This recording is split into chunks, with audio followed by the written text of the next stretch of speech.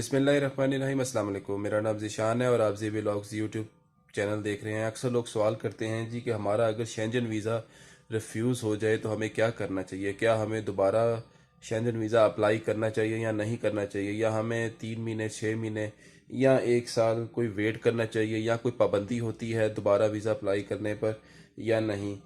क्या हम उस एम्बेसी से दोबारा वीज़ा अप्लाई कर सकते हैं जिस एम्बेसी से हमारा वीज़ा रिफ्यूज़ हुआ है। बहुत सारे जो हैं लोग रिफ्यूज़ल के हवाले से सवालात करते हैं, उनके ज़हन में बहुत सारे सवालात होते हैं। आज की वीडियो में मैं आपको बताऊंगा कि अगर आपका शेंजन वीज़ा जो है वो रिफ्यूज़ हो जाता है तो आपने दोबारा कब अप्लाई करना है, क्या उस एम्बेसी से जहाँ से आपका वीज़ा रिफ्यूज़ हुआ है उससे दोबारा अप्लाई करना है या नहीं करना, या 3 माह का वेट करना है, 6 माह का वेट करना है, या साल का वेट करना है, या वेट करना ही नहीं, या आपने दोबारा शेंजन वीज़ा अप्लाई करना ही नहीं अगर आपका वीज़ा रिफ्यूज़ हो जाए। तो ये तमाम मालूमात मैं आज आपको दूंगा। तो वीडियो बहुत इंपॉर्टेंट होने जा रही है, ख़ास तौर पर उन लोगों के लिए जो जिनका वीज़ा शेंजन वीज़ा 1 2 या 3 मरतबा या इससे ज़्यादा भी रिफ्यूज़ हो चुका है। तो अभी तक अगर आपने हमारा चैनल सब्सक्राइब नहीं किया तो चैनल को सब्सक्राइब कर लें और घंटी के बटन को ज़रूर दबा दीजिएगा। वीज़ा रिफ्यूज़ल एक ऐसा वर्ड होता है जिसको सुनकर लोग अक्सर परेशान हो जाते हैं। सबसे पहली बात है, जब आपका अगर वीज़ा रिफ्यूज़ हो जाए तो आपने परेशान नहीं होना और ना ही घबराना है। देखें, वीज़ा रिफ्यूज़ल या visa approval it's a part of the game. ये पार्ट ऑफ द गेम का हिस्सा है, वीज़ा लगना भी और ना लगना भी। अब अगर आप स्पेन एम्बेसी की बात करें तो स्पेन एम्बेसी की इस वक्त रेशो अच्छी जा रही है। रोज़ाना की बुनियाद पर जो है 90 एप्लीकेशन स्पेन एम्बेसी को पाकिस्तान से रिसीव हो रही हैं। लेकिन जब आप अपना वीज़े का डिसीजन स्पेन का जो है लेने के लिए जाते हैं तो आपको पता चलता है कि जी हमसे जो आगे जो बंदा बैठा हुआ है उसका भी वीज़ा रिफ्यूज़ हो गया है, तो हमसे जो आगे आगे पीछे 2 3 जो लोग बैठे हुए हैं उनका भी वीज़ा रिफ्यूज़ हो गया है। तो बात करने का मकसद ये है कि अगर एम्बेसी के पास रोज़ाना की 90 एप्लीकेशन जा रही हैं कि ज़रूरी नहीं है कि 90 के 90 लोगों को वीज़ा मिले। वीज़ा में जो है 90 में से 20 या 25 लोगों को ही मिलेगा। और अगर रेशो अच्छी जा रही है किसी भी एम्बेसी की या स्पेन एम्बेसी की अगर रेशो अच्छी जा रही है तो मैक्सिमम 40 90 में से 40 से 45 वीज़ा जो है एम्बेसी ग्रांट कर देती है।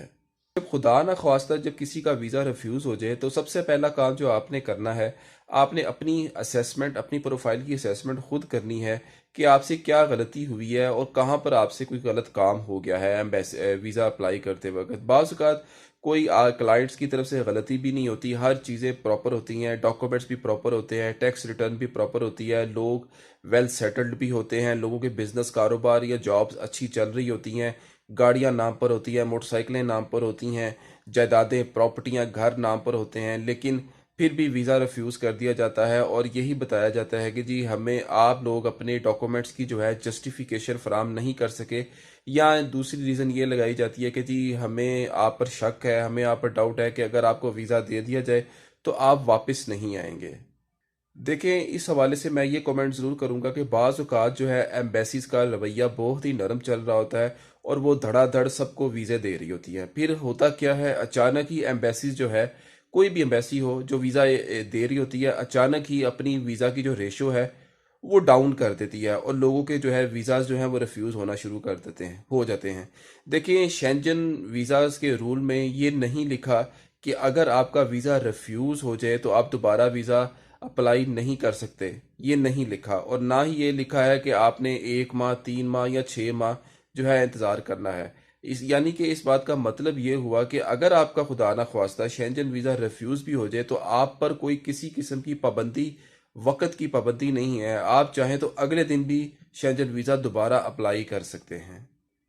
अब दूसरा सवाल लोगों का ये आता है कि अगर हमारा शेंजन वीज़ा रिफ्यूज़ हो जाए तो क्या हमें दोबारा अप्लाई कर लेना चाहिए, या ख़ास तौर पर सवाल ये होता है कि क्या क्या हमें उसी एम्बेसी से दोबारा वीज़ा अप्लाई कर लेना चाहिए जिस एम्बेसी ने हमारा जो है वो वीज़ा रिफ्यूज़ किया है। मिसाल के तौर पर अगर आपका वीज़ा फ्रांस एम्बेसी की तरफ से रिफ्यूज़ हुआ है, फ्रांस ने आपका वीज़ा रिफ्यूज़ किया है और आपको 2 नंबर 10 नंबर 13 नंबर या 8 नंबर जो भी है, वो जो नॉर्मल एक रिफ्यूज़ल की जो शिकें हैं उनमें से कोई शिक लगी है और आप ये समझते हैं कि आपकी प्रोफाइल ठीक है या आप अपनी प्रोफाइल को अच्छे तरीके से एक्सप्लेन नहीं कर पाए, तो और आप इसी कंट्री में वाकई हकीकतन दोबारा जाना ही चाहते हैं, तो मेरी रिकमेंडेशन यही है कि आप अपनी प्रोफाइल में अपने हालात और सर्कमस्टांसिस को कवर लेटर में दोबारा अच्छे तरीके से एक्सप्लेन कर दें और उसी कंट्री का वीज़ा अप्लाई कर दें, तो आपको वीज़ा ग्रांट कर दिया जाएगा।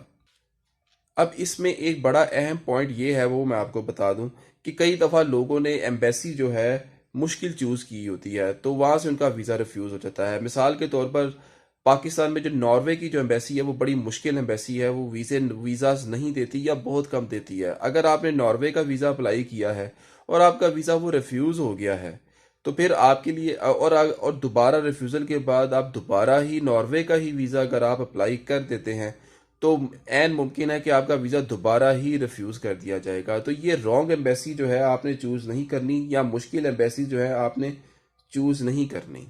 तो इस हवाले से अगर इस तरह की एम्बेसी को दोबारा चूज़ करेंगे तो आपका वीज़ा फिर गालिबन नहीं लगेगा।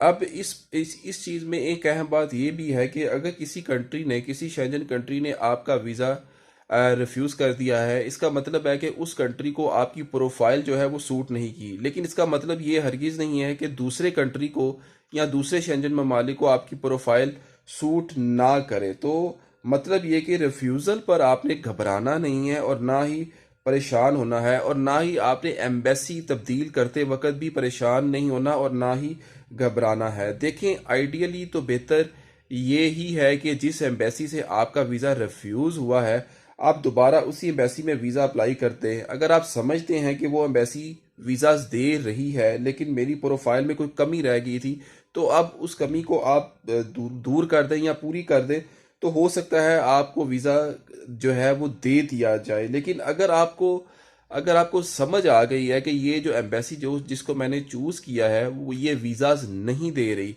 तो आप फौरी तौर पर जो है एम्बेसी को तब्दील कर लें और आप किसी दूसरी एम्बेसी में अप्लाई कर दें, तो आप एन मुमकिन है आपको वीज़ा दूसरी एम्बेसी से ग्रांट कर दिया जाएगा। देखें, 2 दफ़ा सेम एम्बेसी से वीज़ा रिफ्यूज़ हो जाने के बाद अगर आप तीसरी दफ़ा एम्बेसी तब्दील कर भी लें तो आपका वीज़ा मिलना मुश्किल हो जाता है। मैं दोबारा रिपीट कर दूं, अगर आपका 2 दफ़ा सेम एम्बेसी से वीज़ा रिफ्यूज़ हुआ है और तीसरी अटेम्प्ट में आप एम्बेसी अगर तब्दील भी कर रहे हैं, तो फिर वीज़ा मिलने के चांसेस जो है काफ़ी कम हो जाते हैं। मैं ये नहीं कह रहा कि बिल्कुल नहीं मिलता वीज़ा, लेकिन चांसेस जो है कम हो जाते हैं। तो ये थी जी हमारी वीडियो, उम्मीद है आपको पसंद आई होगी।